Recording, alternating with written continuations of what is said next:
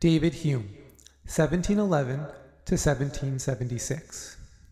This philosopher stepped up as the captain of team empiricism and dealt a huge blow to rationalism. Please recall how members of team empiricism, such as Aristotle, believe that all knowledge comes from experience, whereas members of team rationalism, such as Plato, are convinced that we are born with innate knowledge. During the Age of Revolution, David Hume gives us this idea. He says that there are two things that happen in our minds. The first is what he calls impressions. These are things we directly experience or feel, including sensations like the taste and temperature of a hot beverage. Everything that we can detect through our senses while consuming a hot beverage are called impressions. Another example is light from the sun.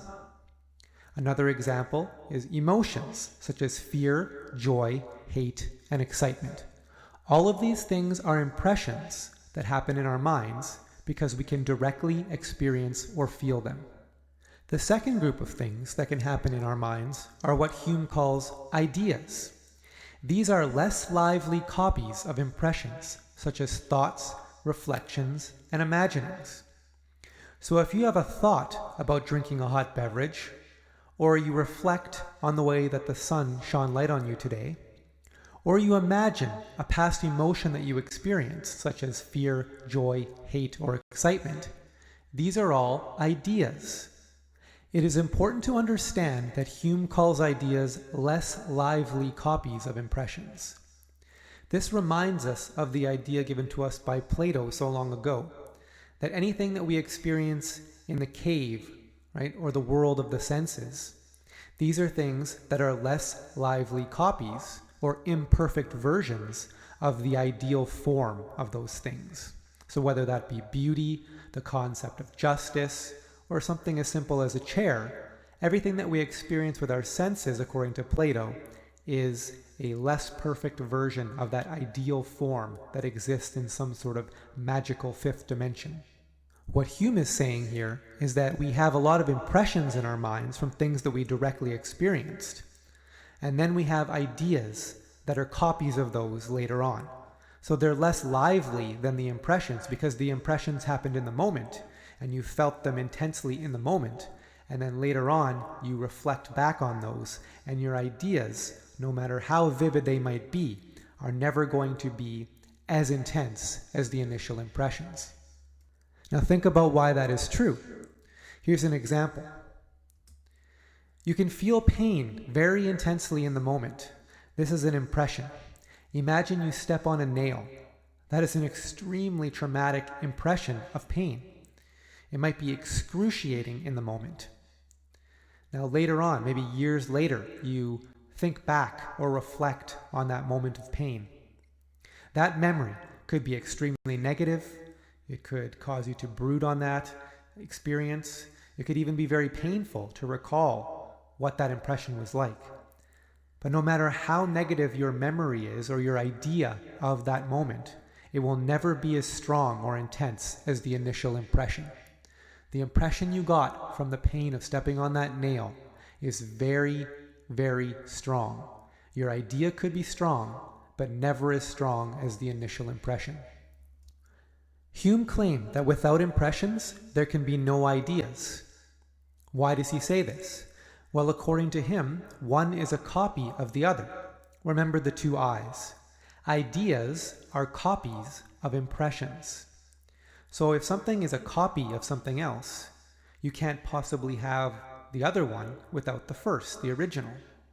So in order to have an idea of something that you experienced, you must have already experienced it. Imagine that you cannot think about a painting that you saw if you didn't actually see the painting. Or imagine you can't think about drinking a hot beverage if you didn't actually drink that hot beverage. This is what Hume is saying. You must have had the experience before you have the idea about it. Now, do you accept that? Do you accept Hume's idea that this is true? Is it true that you cannot have an idea of anything without experiencing it first? Some of you are probably thinking right now, That's not true. I can definitely imagine a lot of things that I've never experienced directly. That's what I call my imagination. I'm imagining a lot of things that maybe I want to do or I wish I would have done, but I didn't actually do them or experience them. Does this mean that Hume is incorrect, possibly wrong right from the start about all of his ideas? Well, no. Hume would say that if we are thinking about something that we consider a new idea that we did not experience directly, what we are doing is combining multiple experiences. So I have the possibility of thinking about something that I've never experienced. Let's think of a wild example, such as a flying giraffe. When I think of a flying giraffe, it's not possible that I've experienced it yet because it doesn't even exist. What we're doing, according to Hume, is we're combining multiple impressions. So I must be combining my impression of seeing wings on another creature, such as a bird or perhaps a butterfly. I understand what wings do. They allow for flight of certain animals. And I also have a past impression of a giraffe that I witnessed in a zoo somewhere. So both of these impressions come directly from my experience, but now I'm combining them to create a new idea of a flying giraffe. That is what we do when we imagine something that did not come directly from experience. We are combining several concepts, several impressions into something new, and that is our new idea. But Hume would not call it a new idea, he would call it a combination of impressions. Now, Hume comes across a huge problem with knowledge. Remember, he is a strict empiricist. He cannot accept that any knowledge happens without experience. If we were to say something like, this is true, but I didn't experience it yet, that would lead Hume to be very confused, because that should not be possible. So this actually happens when he realizes something. He realizes that we have ideas or rational thoughts that turn out to be true but are not supported by our impressions or experiences. Think about that for a second. Hume is sitting in a chair thinking about, oh, I know what knowledge is. It's anything that comes from my direct experience. But wait a minute. I know that it's true that the sun will rise today. This is absolutely true. But, oh no, I didn't witness that yet because I didn't actually watch the sun rise. This caused Hume to say, OMG. How can I possibly know that the sun will rise today when I didn't directly experience that happening? What is knowledge, Hume says. This realization gave him a lot of anxiety until he discovered the solution. He had a eureka moment that we call to this day Hume's fork. Now try not to think of a fork as these multi-pronged utensils that we have today. What we mean by Hume's fork is that he's giving us a diversion of thought. Think of one of those old-fashioned forks, right? Only has two prongs on it. Or think of a path diverting in the woods. You can go one of two ways. Or think of a street where you have an option to go left or right. So Hume is going to give us two types of statements that are possible. The first type of statement that he says is possible is a statement he calls a priori. Think of the word priori having the root word prior in it. A priori means prior to experience. So these are facts that are self-evident. They cannot be denied. They do not require experience to know that they are true. For example, strict mathematical facts fall into this category, something like 2 + 2 = 4. These demonstrative statements in logic are the only certainties in Hume's philosophy. If you were to ask him, what are you absolutely certain of, Hume? He would say, I am absolutely certain of a priori statements only. The second type of statements that are possible, according to Hume, are what he calls probable statements. These are most of the things that humans say. They are not self-evident regardless of how likely they are. Even if they are 99.9% likely, that is still a probable statement unless it is guaranteed by logic. These types of statements require empirical evidence, also known as an experiment, to verify. Think of this example. The sun rose today. Many of you would think, Dude, that's common sense. Everybody knows that. But you don't know for sure. You think you know, but you haven't actually confirmed it. The way to confirm that statement, which is probable, is to run an experiment. An experiment can be as simple as simply going to look outside to see if the sun is there, or looking out the window to see if there's sunlight shining down. If you do that, you have run a simple experiment to prove your probable statement that the sun rose today. Now, in trying to give us this all-encompassing idea of two types of statements that are possible, Hume rules out some things that are still possible, but he tells us why that's still the case. If a statement is neither of these two things, if it's not an a priori statement and it's not a probable statement, we cannot know if it is true or false, and it is therefore a meaningless statement. So anything that a human being might say that is not a priori or not probable, Hume would dismiss that as irrelevant, meaningless, pointless. You might as well have not said that thing because it doesn't fit into his theory of knowledge. Before Hume, it was thought to be rational to believe that something will happen because it has always happened before. A rationalist might say it's completely reasonable and it demonstrates that we have innate logic that we are born with to know that the sun will rise tomorrow, if I just think about it, or that if I drop a glass, it will fall to the ground because I thought about it and I used my innate logic. Hume is showing that it is not actually rational to believe in this cause and effect chain. It is more faith than reason to assume that just because something has always happened, it will continue to happen.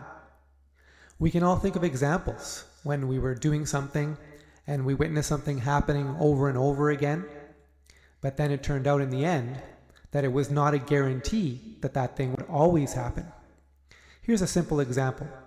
Think of a sock drawer and you're not looking in, you're just pulling out socks blindly. You pull out one gray sock, and then another, and then another. You pull out 10 gray socks in a row, and then an 11th. Should you stop at that point and think rationally, this drawer is simply full of gray socks. There are no other kinds of socks in this drawer. But then what happens when you pull out the 12th and it is a white sock, or a black sock, or a pink sock? Well, Hume is showing us that if we apply this analogy of the sock drawer to the world, rationalists have been completely wrong in assuming knowledge. They assume that something happening over and over again confirms that it is rational to believe in cause and effect. But Hume is saying that believing in cause and effect is a matter of faith, not reason. What we are actually doing, according to Hume, is being guided by expectations he called custom. It is customary to assume that the sun will always rise. It is customary to assume that when we drop something, it will hit the floor. What we've been doing this whole time has been assuming that there is cause and effect, that things that show a pattern will always continue in that pattern. But Hume has demonstrated that the rationalists are wrong. He has dealt a huge blow to team rationalism in showing that their supposed innate logic is not logic at all. Okay, let's recap now. So even though that Hume has dealt a huge blow to rationalism in this way, he has opened up a huge new can of worms for himself. Because both of Hume's statement types are supposed to encapsulate all knowledge, all facts. 2 + 2 = 4. A right angle is 90 degrees. The sky is blue. There are fish in the ocean. A couple of these statements are probable, right? The second two. In order to confirm that the sky is blue, we need to run a simple experiment like looking at the sky and seeing if it's blue. In order to confirm that there are fish in the ocean, we must actually pull out a fishing rod and catch a fish, or look under the water to see if there are fish, or look into the water if it's clear enough to confirm that there are fish there. So those are simple experiments to confirm a probable statement. The others are a priori statements. However, all of the possible statements in his scenario are non-moral facts. Hume has forgotten a lot of things that humans talk about, and he did mention that anything that doesn't fall into his two categories is meaningless. But think about what he is calling meaningless right now.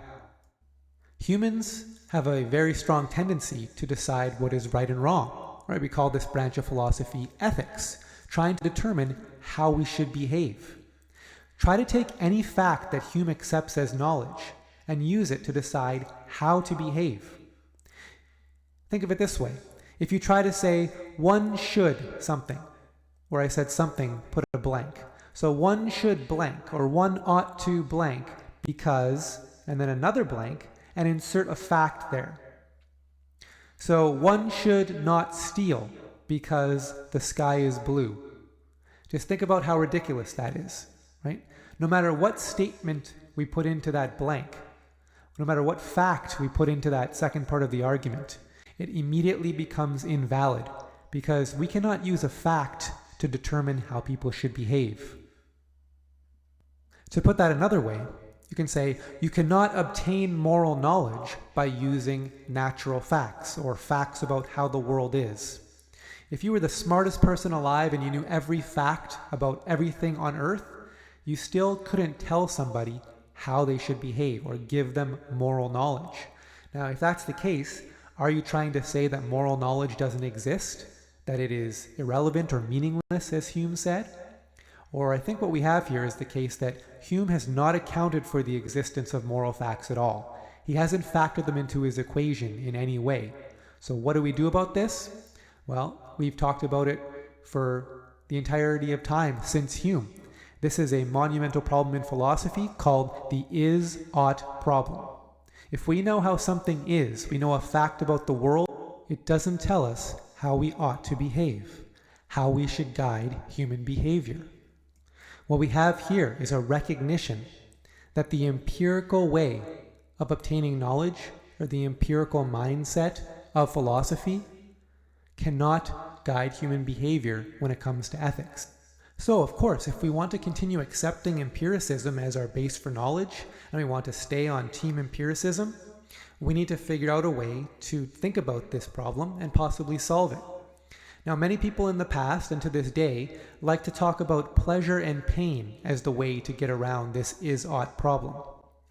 Some try to solve this dilemma by saying that humans naturally strive for pleasure and try to avoid pain. It's like we're putting morality into a little equation machine, right? If things cause pain, they're obviously bad. If things cause pleasure, they're obviously good. But let's think about whether this works or not. I think we can all agree that poisoning someone's drink is wrong. But what would the empiricists, according to the pleasure and pain principle, say about that? Well, they would say that it's wrong because it causes pain. But is that really the only thing going on to determine whether this was a good or a bad action? Or how about this? Helping to feed the hungry is right because it causes pleasure. I think we all can say that helping somebody who is hungry is a good thing to do, but is it only good because we cause pleasure by taking away the pain of hunger? Well, poison is painful, so we ought not to put it in anyone's drink. By linking pleasure and pain to morality in this way, what we're doing here is we're relying on utilitarian principles. Recall back to what utilitarianism is all about. It's about factoring in the consequences of an action as the most important variable. So whatever happens in the end is what you're taking into consideration when you decide whether something is good or bad. So if the outcome of an action is pain, it was a bad action. And if the outcome of a behavior is pleasure, then it was a good action. But I think we can all accept that what is considered morally good is not always maximizing pleasure or minimizing pain. If we're going to use this pain-pleasure principle and put it onto a spectrum, then it should mean that if we maximize pleasure, it's a good thing, and if we maximize pain, it's a very bad thing. But we can think of many examples where this is not the case, and an argument presented that has a lot of exceptions is usually not a good argument in philosophy. So here we go. So constantly eating the most decadent foods is extremely pleasurable, but is it morally good? Doing many drugs is considered very pleasurable to those who report back. Is that morally good behavior? Or how about the flip side? If we have an operation to improve our health or prevent disease, is that morally bad because it caused pain in the recovery? Or how about getting a tattoo or a piercing to demonstrate our individuality or express our creativity, that cause pain to you, to your body, is that morally bad? Or how about those of you that really like to go to the gym? You work out really hard, it's extremely painful, but in the end, you have increased health, increased muscle mass, increased fitness. Was that morally bad because it caused pain? It seems as though all these examples are exceptions to this rule. So does it mean the rule is bad? What if we think even more broadly than this? If we never experience pain in life, or any hardships at all, is that good? Think about a life that had no obstacles whatsoever. Was that life good? Or did that make you somebody who has no ability to cope with any troubling experiences, no resiliency in the face of hardship? Would that really be a life worth living? Think about people in your life who you admire, who you consider role models. Are these people who always took the easy way out? Had such great luck that they never had to go through any troubling situations in life, never faced any pain, or had a minimal amount of conflict or obstacles in their life? Or do you admire people who faced adversity, who demonstrated courage in the face of that negativity? Usually we admire people who we want to be. So if we admire people who have faced a lot of pain in their life and come out all the better for it because they developed resiliency and used it as character building exercises, well, then we are showing that we appreciate that. We actually find meaning and value in that suffering. So that would contradict this entire idea that anything to do with pain is morally wrong. Or how about this? Is pain inevitable? Maybe everybody in life is going to experience different levels of pain, and there's some sort of luck involved, right? Maybe people that don't experience much pain have just gotten a really lucky break. Right? Some people have misfortune and some people have great fortune. How can we say that a luck-based situation is what determines what is morally right? This doesn't seem like a very acceptable starting point or position for our morality as a human species, so we need to reach beyond his thinking to solve this is-ought problem and realize that moral facts or values develop from something innate. Right? So we have to bring back the rationalists, talk about ideas such as conscience within us that makes us realize when something is right or wrong. It does seem that we just have this feeling, right, as represented by Jiminy Cricket in the Pinocchio movies.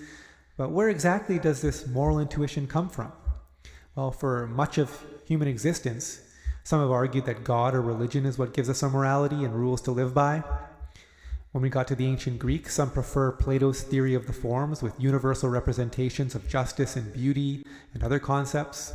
But both of these ideas are impossible to prove, which creates the eternal back and forth between thinkers who view experience as the only reliable knowledge to live by, and those who believe there's something metaphysical that we can never fully explain, but is necessary in order to determine moral principles.